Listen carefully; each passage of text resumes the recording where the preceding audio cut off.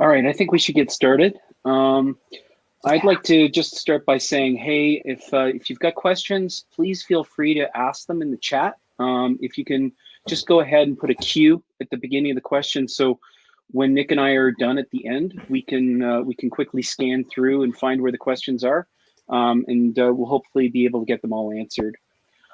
You're at building a mature Drupal camp, so if that's not where you expected to be, well, I guess you're kind of stuck here now. Yeah, stick around. Stick around, it'll be fun. We're going to talk about DrupalCamp Colorado specifically because it's the camp that Nick and I are involved in. And it was founded 13 years ago. I've been fortunate enough to be involved in the camp for every year for the last 13 years. My name's Matthew Saunders. I've been doing Drupal projects since 2006. I've been working on DrupalCamp Colorado, like I said, since 2007. During the day, I work as a senior manager at Pfizer. I'm an engineering lead. I just want to say, just because I work at Pfizer, that doesn't mean the words that I say here represent Pfizer's opinions. So the words are mine, not those of Pfizer. Yep, and hey, I'm Nick Schweitzer. During the day, I'm the development director at Elevated Third. I've been working in Drupal for a little over 10 years now, and I'm the project lead at DrupalCamp Colorado. And like Matthew mentioned, we've been working together for a few years now, but this was definitely like the first Drupal event that I got involved with back in the day when it was right before DrupalCon Denver. So we thought we'd start with a little history of the camp because knowing where we came from is helpful in understanding where we are now and where we think we're headed. DrupalCamp Colorado started really as a very small last-minute event. In 2007, we had two camps, one that happened in the Ping Vision office in Boulder, and in the autumn, we had a second camp at DeVry University. And then in 2008, we had a camp at the Open Media Foundation here in Denver. The first camp in 2007, like I said, was last minute. It was kind of a pizza party in the Ping Vision offices where we invited a bunch of other people to come join us and talk about Drupal stuff. And in fact, I hadn't really even gotten into Drupal at that point. I was doing a job interview in the Ping Vision offices, and just so happened that they were having that event that night, and that was my first sort of entree into the community like that. However, when after I joined Ping Vision, we all went to DrupalCon Barcelona, and I think we all got a sense of what a camp could really be after being to that con. So we decided to hold the second one, and this time we held it at DeVry University in Denver. And it was really kind of cool because we had AJK, Andy Kirkham, who used to be a core maintainer, come from the United Kingdom, and he turned the entire camp, a good chunk of the camp, into a tutorial into the issue queue, which a lot of us weren't really familiar with yet. In 2008, the camp became much, much better organized. We sold tickets, and when registration opened up, the camp sold out in just a few hours. It was also the first year that we had a virtual presenter, and that's going to be cool later on when we talk about what we're doing this year. But really early on, we had this sort of history of allowing people to attend virtually. In this case, it was a Drupaler who was too young to travel, who selected to talk, really talented young man, and he did a great job. That year, like I said, we held it at the camp at the Open Media Foundation, and they are a longtime friend of the camp. To this day, they're our 501c3 fiscal sponsor, and we'll talk a little bit more about fiscal sponsorship later in the presentation. In 2009 to 2011, it really represented a shift in camp ownership. In 2010, the crew at Examiner.com became the primary organizing company.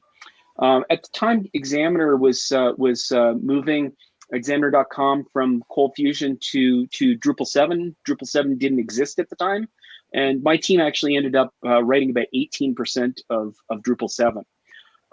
But because we had such a concentration of Drupalers that were interested in helping manage the camp, it was a really good good sort of kismet, if you will.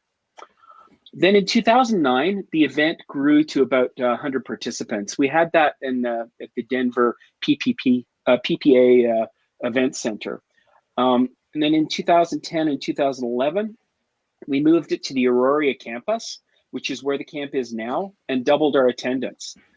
Now, we did end up spending a little bit of time at another location that Nick will talk about in a little bit, but this is where the relationship between the camp and the college campus really began. And back in those days, we were lucky enough to have a relationship with the school club that gave us great discounts on the space. Back then, we didn't have a lot of money. The extra support from school club was really helpful. Examiner.com became that organizational entity, and then in 2011, it was the year before DrupalCon Denver. And the event took place still at the King Center on campus, where we have it now, and it grew to 420 participants. Now, in 2012, we didn't have a camp. And the reason that we didn't have a camp was back in the day, the local community were the ones that organized DrupalCon. And our city had been selected to organize DrupalCon, so our entire committee for the camp was focused 100% on the con, and there was no way that we had the brain space or the energy to do a camp as well. It took place at the Denver Convention Center, and we welcomed 3,100 attendees. While we didn't have a camp, we did have a bunch of Drupalers that did go camping. And if you're interested in seeing how that all got organized on groups.drupal.org, there's an issue actually on groups that you can go to, where you can see where everybody talked about what they were bringing and so on. And it turned out that it ended up getting rained out, but people still stuck around, and they were miserable in the rain, but miserable in really kind of a good way. Camping miserable is always a good thing. So yeah, moving into 2013, some new organizers came on board. That was when Atten Design Group, a local design firm, like I'm sure some of you have seen around DrupalCon this week, they started to get a lot more involved with camp leadership. Also that year, we moved the camp to Boulder in the Wolf Law Center on the CU Boulder campus, which you can tell by the picture, it's brand new, beautiful building, but there was a significant decrease in attendance, maybe because it was outside of Denver, who knows. And then in 2014, we moved back to the Auraria campus in Denver. And the camp took place at the King Arts Center, which that's where we are to this day. So if you've been to DrupalCamp Colorado since 2014, it's been at the King Center any one of those years. And in 2015, Pfizer was represented on the organizing committee alongside Atten, who, Atten's still involved to this day. And around that time, we also started putting together a recipe for the Drupal camp, which remains largely intact, and we'll start to dig into some of that stuff in a little bit here. All right, and then moving into 2017, I feel like this is sort of the era of organizers that we're in right now. That's when Elevated Third came on board and started helping out alongside Pfizer and Atten. Took a pretty major role in helping out with the camp. And like I mentioned earlier, we're still at the King Center. And, the main reason for that is just because we've been able to follow a recognizable pattern. Like, we found a venue we really like. And, we've gotten a lot of good feedback about it, and it, it works. So, we haven't seen a reason to change it. But, of course, in 2020, that reusable plan has gone to the wind, and we're rethinking things a little bit. So we decided, it's been probably about a month and a half. I think we decided around, or maybe it was more like 2 months, we decided around like mid-May to go completely virtual in the interest of keeping everybody at the camp safe. And we'll talk a little bit about that more towards the end of the presentation, and just kind of like how that's taking shape and what that looks like. All right, so that's a little bit on the history of the camp. Now we're going to talk a little more about like those different pieces that we're considering in actually like putting together that recipe and putting together the camp every year, and kind of the pieces that we're refining. Because like your camp's more than the sessions, the speakers, or the walls that are the classrooms, as we're all learning this year. Those are all really important, but we found some key areas to focus on defining as a camp grows and the identity starts to take shape. So the first one being the camp attitude and dynamics. So what's your camp's personality when you're speaking or writing on behalf of the camp? What do you sound like? How does your organizing team feel after the weekly meeting? Like all of those things can really help your camp stand out from the crowd and attract volunteers and attendees that best align with what your camp's all about and what you're trying to do. And we can't really write a prescription for that or say what that looks like for any given camp other than our own, because it should be an authentic thing that kind of manifests as part of the personalities of the organizing team. All right, so the first piece of that is be welcoming. Everyone wants to feel like they're needed. Sometimes organizing teams and prominent members of the local community can be really intimidating for newcomers to approach. Like, speaking for myself, like I know that was something that was like just a tough barrier to break down, despite people like Matthew being super nice and welcoming. So go out of your way to make space for those new members and be sure it's clear that they're welcome. Like kindness and a direct approach are always key. Because often, like as a newcomer, it can be tough to align what you're good at and what you want to do with something that's actually going to be beneficial to the organization. The other side of that, like as organizers, we can write clear job descriptions for volunteer roles to help give people who are interested an idea of what the work is and what kind of time commitment is required. And it's also important to be really direct with those requests. So if there's work one person's really qualified to help with, just ask them directly if they're willing and able to help. And if it's a particularly big request, you might consider doing that in a one-on-one setting just to take the pressure off. But really, like the point of that is like, you want to be friendly about it, but also avoid passive requests that start with kind of like the vague "we should," unless you're really okay with stuff just not happening or taking on that work yourself. And another part of that is take the time to create connections to grow a healthy community. So most camps, really, I think every camp has a central objective focused around growing a healthy, sustainable local community. So you want to use your event or events, if you have multiples in a year, as an opportunity to bring together both the longtime veterans of the community and welcome in new people, because you never know who's going to be the next key member of your organizing committee. And that's things like going out of your way to greet everyone, like whether it's at the event itself or just on the weekly call. And things like that can make a big difference in your ability to retain existing volunteers, recruit new ones, and most importantly, contribute to the good health of the local community. And then, of course, diversity and inclusion, like we have to mention this because there's really no ifs, ands, and buts about it when it comes to who's welcome in the Drupal community, and local communities should 100% not be an exception to that rule. Now more than ever, every camp and local event needs to work to create diversity in presenters, attendees, volunteers, and every other aspect of the camp. The big 8 social identifiers are a good starting point for demographic data collection, so you can start to get a feel for that. We decided on that because that's what Drupal.org has on the profiles there, so we've adopted that convention for our profiles on the website as well. And that gives you a good place to start to make sure you actually like objectively are being inclusive of as many marginalized and underrepresented groups as possible. And then the next sort of chunk of this is your organizers and volunteers. So, like we mentioned earlier in the presentation, well-defined roles and responsibilities among the volunteers and organizers are really important. But without trust, even the best job descriptions aren't going to do a whole lot for you. So strong leaders who are willing to take a stance on issues and help make decisions and provide direction are going to be the key to building trust between everybody on the team. And, along those lines, like we all love the idea of a duocracy, like the opportunity for just about anybody to jump in and contribute based on their passions. Like that's a big part of what got the Drupal community where we are today. And there's a lot of value in it.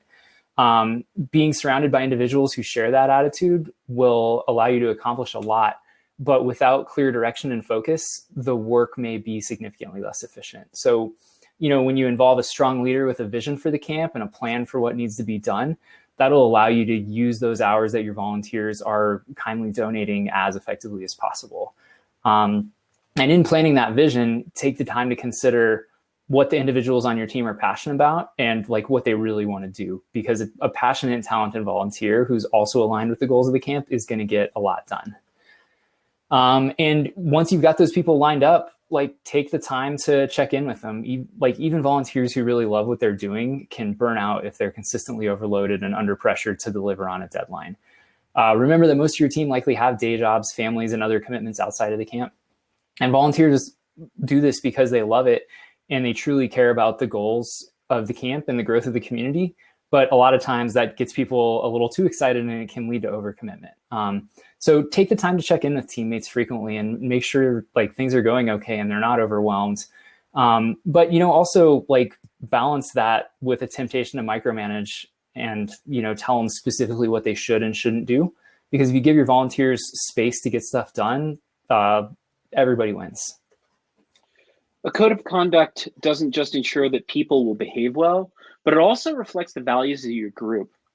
So don't just copy paste your code of conduct from another source, because words matter. So really take time to understand what they mean. The first years of DrupalCamp Colorado were inclusive and welcoming, but it was really more instinctive than purposeful.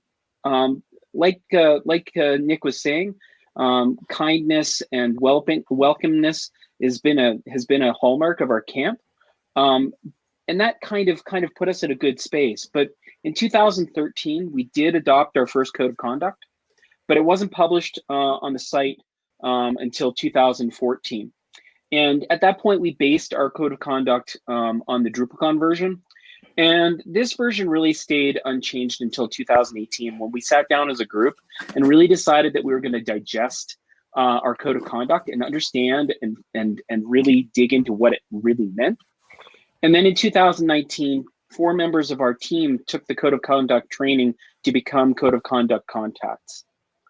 You should strive for as much as diverse a code of conduct team as your camp can manage. That will make things welcoming for those who really feel like they need to connect with somebody on the code of conduct team. Hopefully nobody ever needs to, but if they do, you want to make sure that they feel like they can go to somebody who's on that group. And I would recommend that you think about taking training from OtterTech LLC. It's a great way of getting the skills that you need to facilitate those kinds of communications.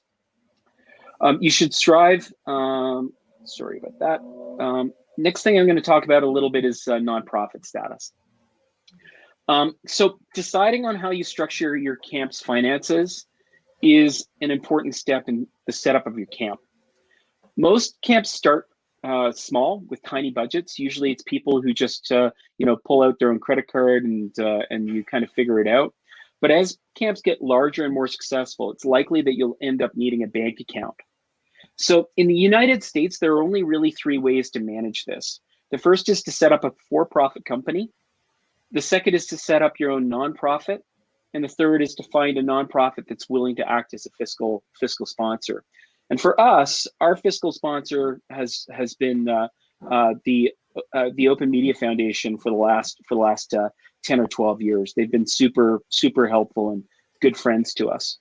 However, on 3 separate occasions, our camp has explored founding a 501c3, and really that had to do with us wanting self-determination. And right now we're engaged in that exploration once again.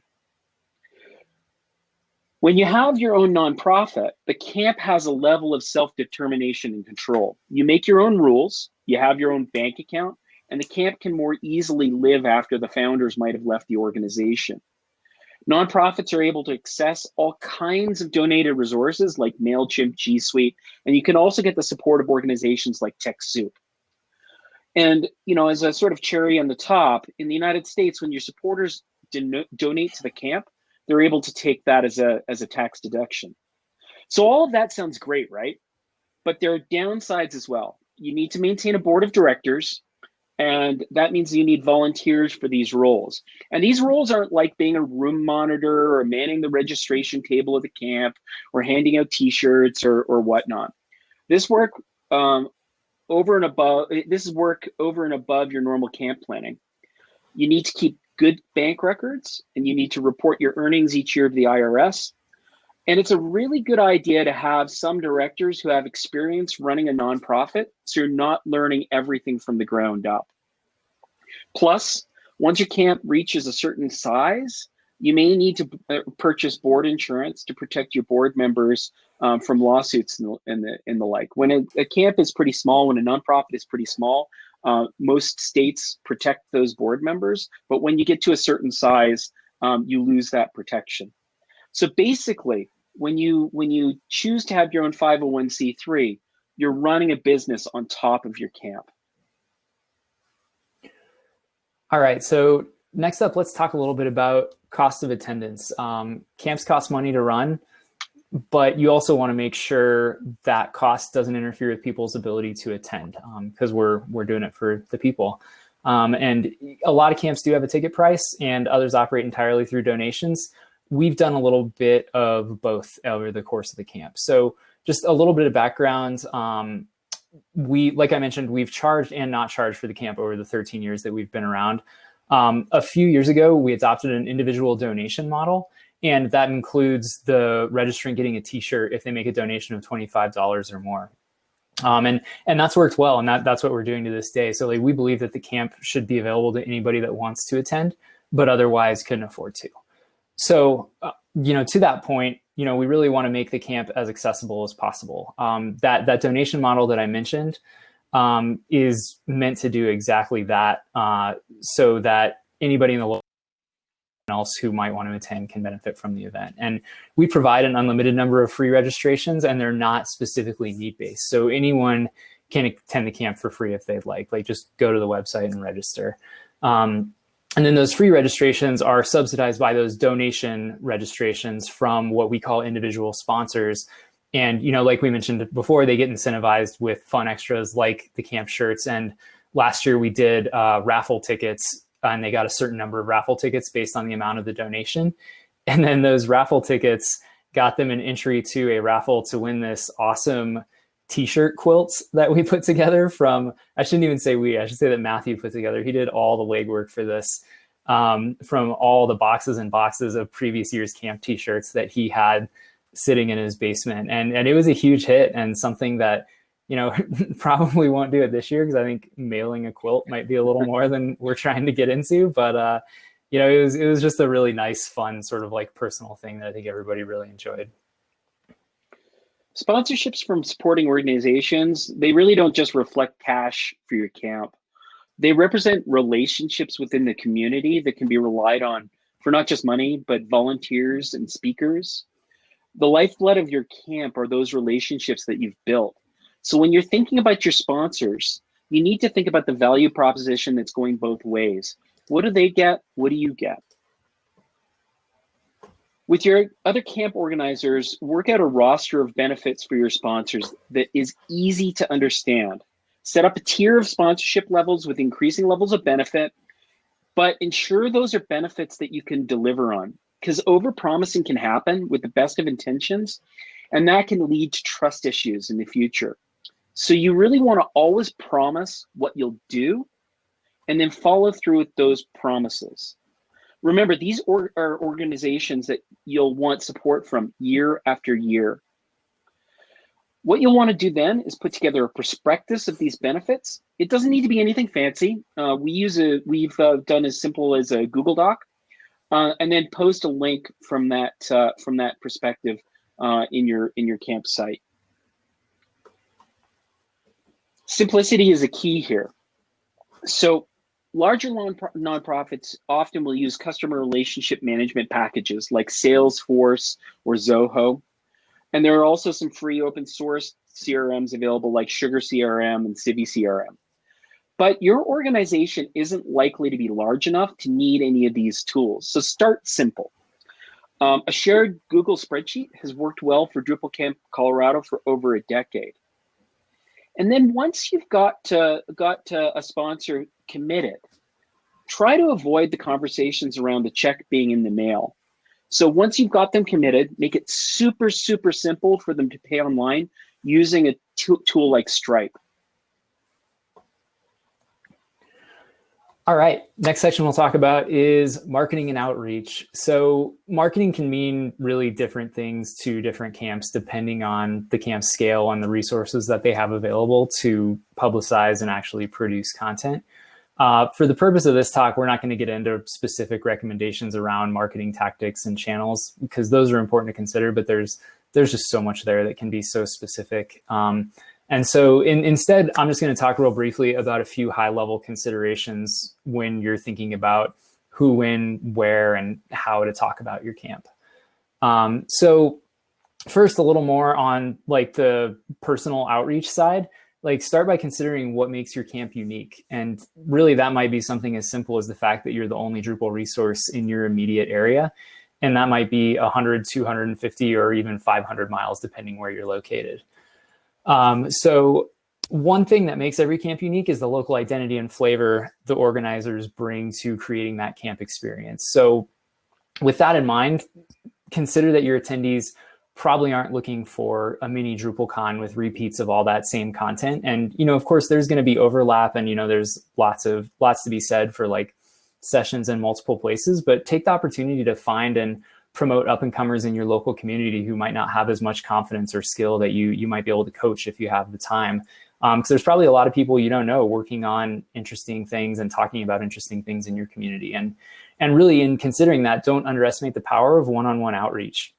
Like, if you have the time and energy to reach out to those people, definitely do it. Because, from their perspective, like I mentioned earlier, it can be intimidating to get involved in a local community, especially if you're looking to speak. If you hear directly from some of those organizers and they're talking in a genuine, like, empathetic, direct tone, like, you're almost guaranteed to see some of those new people at the camp and submitting sessions.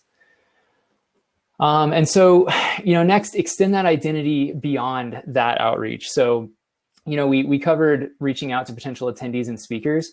Let's focus a little more on extending the promotion to larger audiences and actually like getting the word out.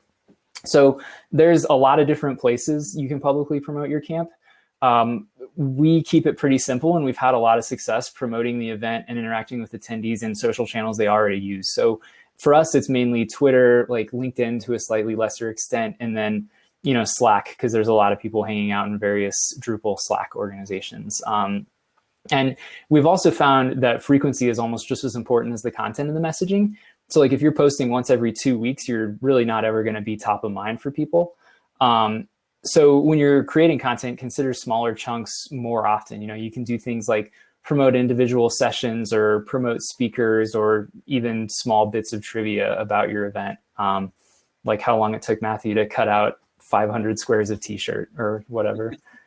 And most importantly, like, don't forget to respond to people when they reply to you. Like, people appreciate that interaction. So outside of that social and communication side, it's also important to consider how you'll communicate your camp's identity through giveaways and swag. So rather than spending a bunch of time producing small items that people are just going to toss in the trash as soon as they walk out the door, like, put together a few well-designed items that are memorable and attendees are actually going to take with them to use. For us, it's been stickers and t-shirts, and you see them a lot, but it works great. And along those same lines, we've seen a lot of success not using dates on a lot of that stuff. Like with the exception of our t-shirts, like we do make those a yearly thing. But it's virtually impossible to know how many badges, lanyards, pronoun stickers, kind of all those types of smaller things that you're going to need. So rather than ending up with boxes of unusable, 2017 badges, try something simpler. Like you can sort of see, I'm not sure how big the picture in the slide is, but you can kind of see what we did with our badges last year. It was just like a real simple black and white, like basic logo with a name and organization line on it. And that was kind of cool because we had sort of all the stickers that also didn't have years on them, and people could take the opportunity to like customize their badge a little bit and make it feel a little more personal, but still do the thing that a badge is supposed to do, which was pretty cool. All right, so up next, camp website.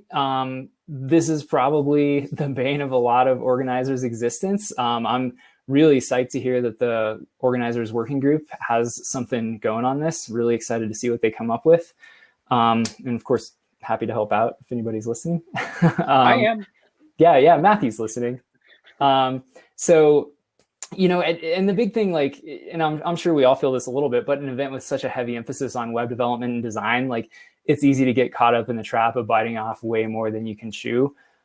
Just because, it feels like, well, this is what I do for a living. Like, we need to show off a little bit here. So what's worked for us in the past, and, one lesson we've learned the hard way, I guess we'll start with the lesson we've learned the hard way, is that Starting from scratch every year is not fun. It's inefficient, it's painful, it's hours intensive. So what we did 2 years ago is we drew a hard line and we decided we're not going to rebuild the site again. So we put a lot of time and effort into building a solid foundation that we can reuse. And that even includes a lot of the content year after year. And, that alone is still a pretty big undertaking, which, I completely realize not every camp has the resources to do. But we had a really great breakthrough when we decided to pitch using the camp website as an onboarding project for a new developer at Elevated Third. And they were kind enough to donate really the bulk of the hours that went into that build. And that allowed us to expedite that timeline and get a lot more done in that period of time than we would have otherwise. And in the years since, we've used that site as our base. And we've used the same general framework of launching features in phases in order to allow us to get each piece up and running one at a time with a fairly minimal time investment for each milestone. And then finally, the last decision we made that's been really impactful for us is to handle all of our registrations and purchases using Drupal Commerce. Again, something that's fairly time consuming up front, but it's been really nice because we've been able to reuse that same structure every year without needing to worry about evaluating registration vendors or, wondering if there's like a new third-party solution that would do what we're trying to do better. So breaking bread with others binds people together. Food creates memories, and feeding people is an act of love. So your sessions, your trainings, summits, they treat your campers to mental sustenance, but physical nourishment helps people connect and concentrate on the content. Our camp has always provided coffee, and in the early days, maybe somebody would have thrown a $20 bill onto the table and said, order a pizza or something like that. But as our camp got larger and those expenses increased, we started playing with both catering and not catering. Now, our current location, which is on the Aurora campus in Denver, there aren't very many restaurants close by. The most of them are in the Student Union Center. And as you can imagine, meals coming out of the Student Union Center probably aren't what people really want. So people would venture out to downtown Denver, and that really would mean that campers could be gone for a couple of hours. And yet on campus, we're contractually required to use campus-sanctioned caterers, which can limit our choices.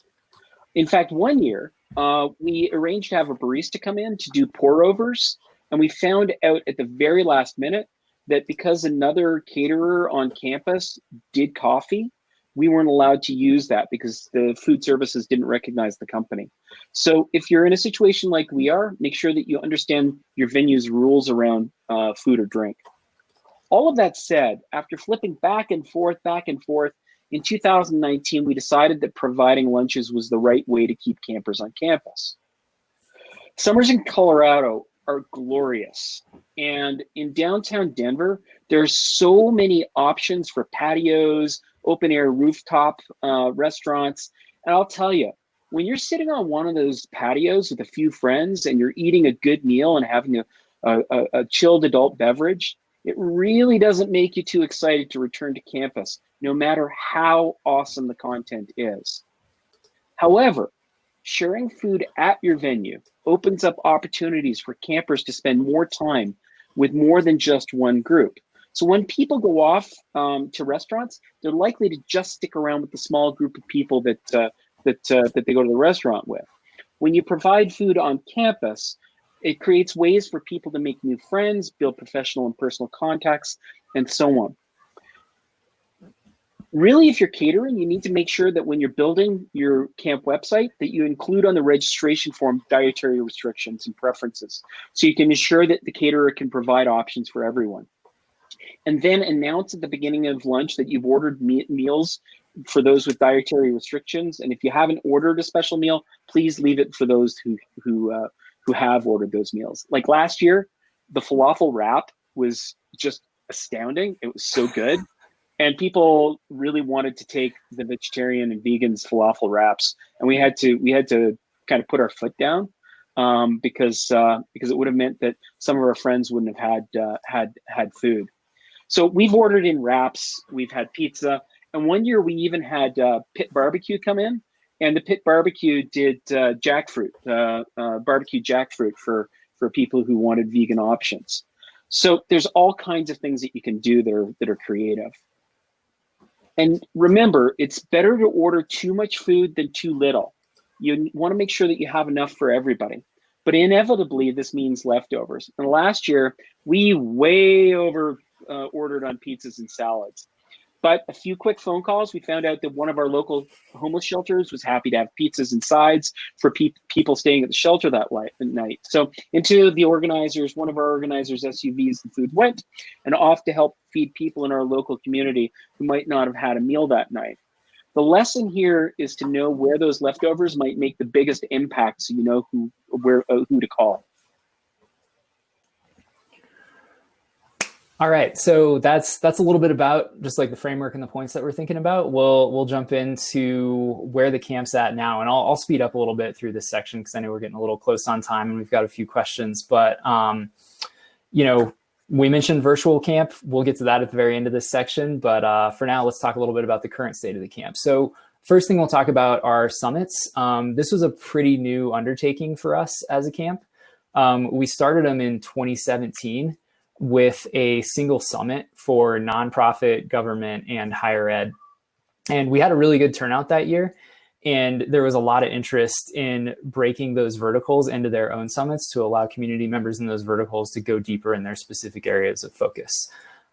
So in 2018, our current summit organizer, Chris Coughlin, she came on board and she's since done a really great job of turning that one summit into 3 separate summits that are focused on higher ed, libraries, and then nonprofit and government. And each summit has its own organizing team that puts together content and handles outreach to their respective communities. And that's even including sponsors this year, which is pretty cool. And so last year in 2019, we saw record attendance of the summits, and that contributed to our total Friday attendance matching our Saturday attendance for our traditional day of sessions. So the second part of that is like the key focus of summits is to connect community members in specific verticals around content that's directly relevant to their day-to-day. So, you know, it ends up being a balance of traditional presentations, lots of breakout groups, discussion, and opportunities for ad hoc conversation just around what is and isn't working for those specific individuals in their day jobs. And the organizing teams for those individual summits are also community members who work in each vertical, which, you know, gives them a great inside track to create content that attendees can really relate to and facilitate impactful discussions. All right, and next up is trainings. And Matthew, sorry, I'm not sure if I'm lagging a little bit, but I think maybe go to the training slide one more. Sorry. Yep, no worries. It's hard to know if it's ever lagging. So yeah, training's a big part of the camp. I think it's something everybody's familiar with.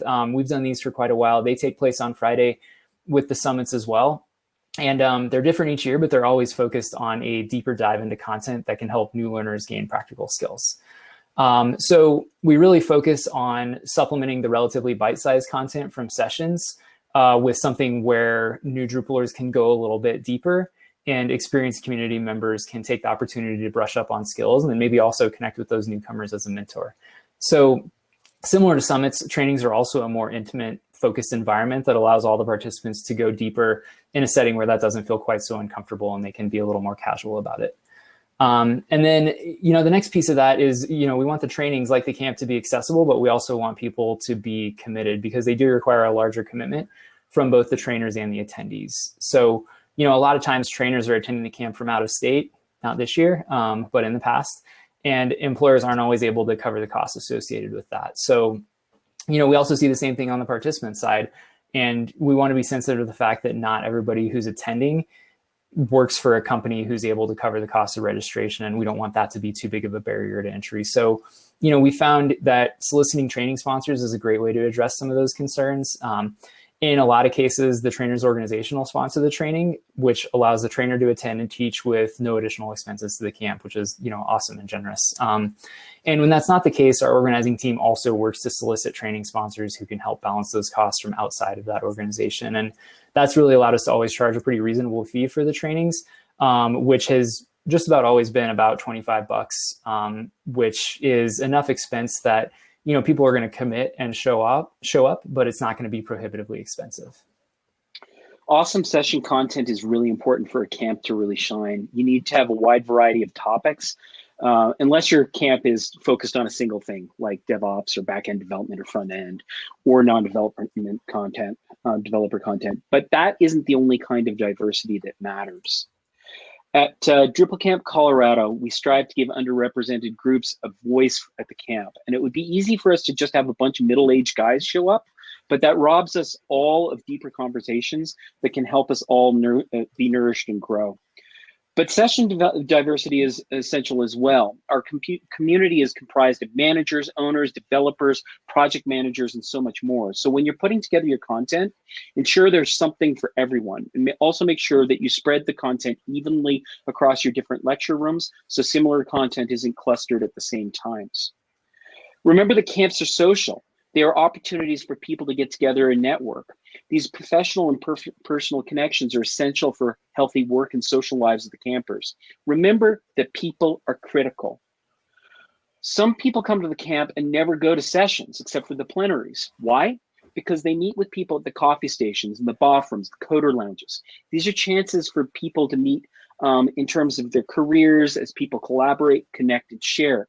Still, it's important to allow people to connect without needing to skip sessions if they don't want to. So social activities can play a critical role in these meetings. I have my position right now because I spent time with a Drupal colleague talking in a hotel bar about my next career move. A party or an opportunity for people to play games together can help us have these moments while we celebrate. All right, and the last big piece, and the one that's newest for us as a camp, is Contribution Day. So last year I saw Amy June in the chat, like she helped us put this together, and her help was just fantastic. And with that help, we were able to overhaul our code sprints in favor of a more inclusive Contrib Day.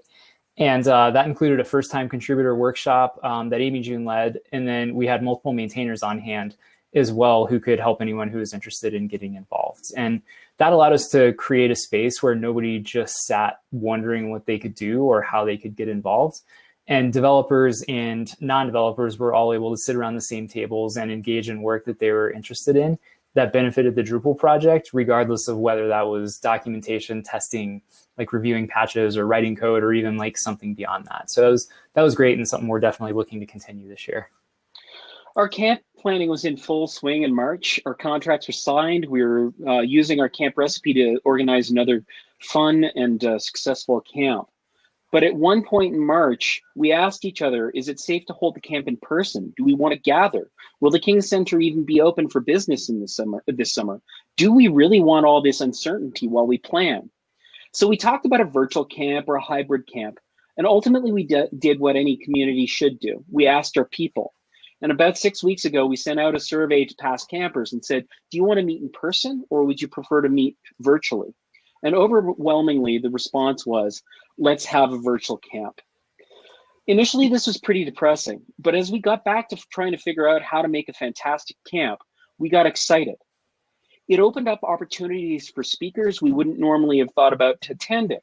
This means in addition to our first fantastic keynote, Fatima, we've invited Gabor, Rachel, Kaleem, and Ariel Fox to join us. And there may well be one more surprise speaker. So what initially started, it seemed like a barrier, became a strength. And a little pitch here, we'd love it if you could all attend because it's virtual. And our call for speakers is still open until Friday at midnight Mountain Daylight Time. So if you're interested in speaking, go to 2020.drupalcamp.colorado.org and go ahead and sign up.